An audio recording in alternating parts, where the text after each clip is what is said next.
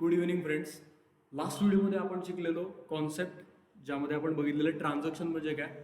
तर या व्हिडिओमध्ये आपण बघणार आहे आपली पुढची कॉन्सेप्ट, जी आहे capital and drawings. Okay, so या व्हिडिओमध्ये आपल्याला बघायचं आहे कॅपिटल म्हणजे काय आणि ड्रॉइंग्स म्हणजे काय.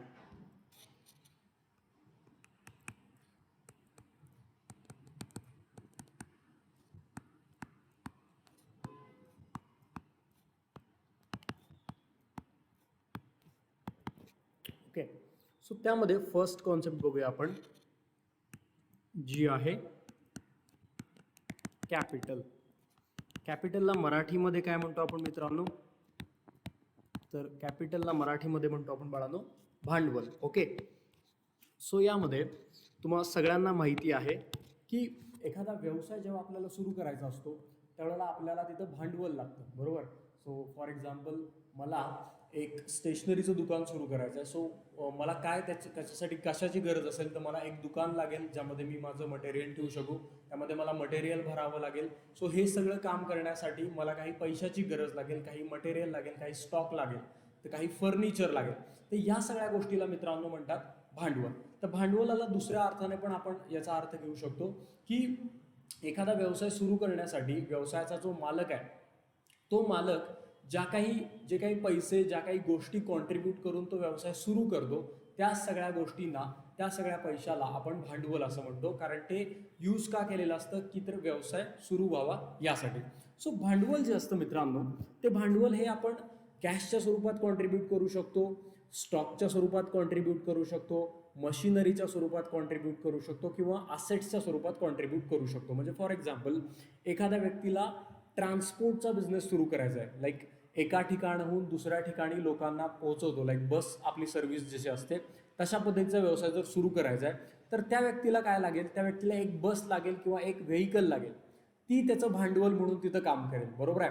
फॉर एक्झाम्पल, एखाद्या व्यक्तीला दुसरं एक्झाम्पल घेऊ की एक कंपनी सुरू करायची आहे ज्यामध्ये तो एक प्रोडक्ट बनवणार आहे. तर प्रोडक्ट बनवण्यासाठी त्याला काही मशिनरीज लागतील, त्याला जागा लागेल, त्याला एक फॅक्टरी सेटअप करावी लागेल. तर मित्रांनो, ती फॅक्टरी, त्याची जागा, त्याच्या मशिनरी, हे त्या व्यवसायाचं मित्रांनो भांडवल असेल. तर भांडवल हे समजून घेण्याचा पॉईंट हा आहे इथं, की भांडवल जे आहे ते पैशाच्या स्वरूपामध्येच कायम असतं असं नाही. ते पैशाच्या बरोबरीनं असेटच्या स्वरूपात, मशिनरीच्या स्वरूपात, फर्निचरच्या स्वरूपात, स्टॉकच्या स्वरूपात, एखाद्या व्हेकलच्या स्वरूपात सुद्धा असू शकतं. सो आपण याला इथं नोट करू शकतो की भांडवल जे आहे ते it can be contributed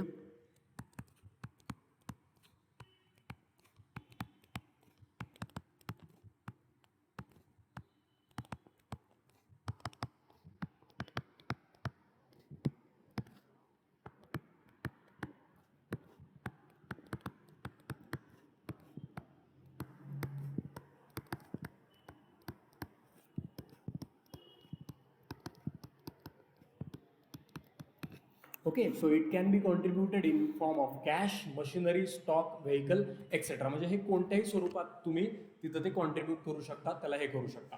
so ही झाली कॉन्सेप्ट मित्रांनो भांडवलाची. आता दुसरी कॉन्सेप्ट बघूया बाळांनो, जी आहे ड्रॉइंग्स. ओके, आता ड्रॉइंग्स ही कॉन्सेप्ट फार इंटरेस्टिंग आहे, समजून घेण्यासारखा पॉईंट आहे हा. ड्रॉइंग्स म्हणजे काय? तर मित्रांनो, एक गोष्ट लक्षात घ्या, व्यवसाय एखादा आणि त्या व्यवसायाचा जो मालक आहे, या दोन्हीही भिन्न गोष्टी आहेत, या दोन्ही वेगवेगळ्या गोष्टी आहेत. फॉर एक्झाम्पल, मी आणि माझा व्यवसाय, तर माझी बिझनेस लाईफ जी आहे ती एक वेगळी आहे आणि माझी पर्सनल लाईफ जी आहे ती एक वेगळी आहे.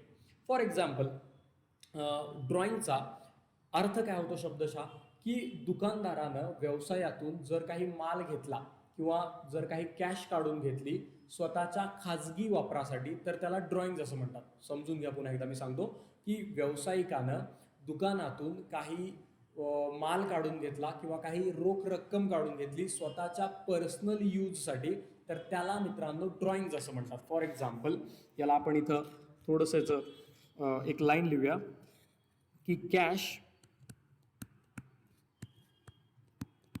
Oblique goods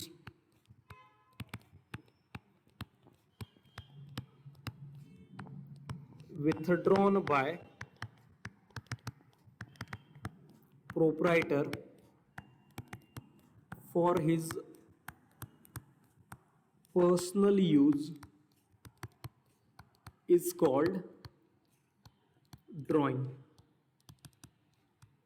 it's called as a drawing. So बघा, फॉर एक्झाम्पल एक माझं स्टेशनरीचं दुकान आहे आणि मी स्वतःच्या वापरासाठी त्या स्टेशनरीच्या दुकानातून एक वही घेतली, एखादं पेन घेतलं, तर आता मी माझंच दुकान आहे, मी कशाला त्याच्यात पैसे देऊ, बरोबर. तर मी काय केलं, व्यवसायातून माल असाच काढून घेतला, त्याचे काही पैसे वगैरे तिथं ठेवले नाहीत. तर हे जे वस्तू मी काढून घेतल्या याला मित्रांनो ड्रॉइंग असं म्हणणार आहे.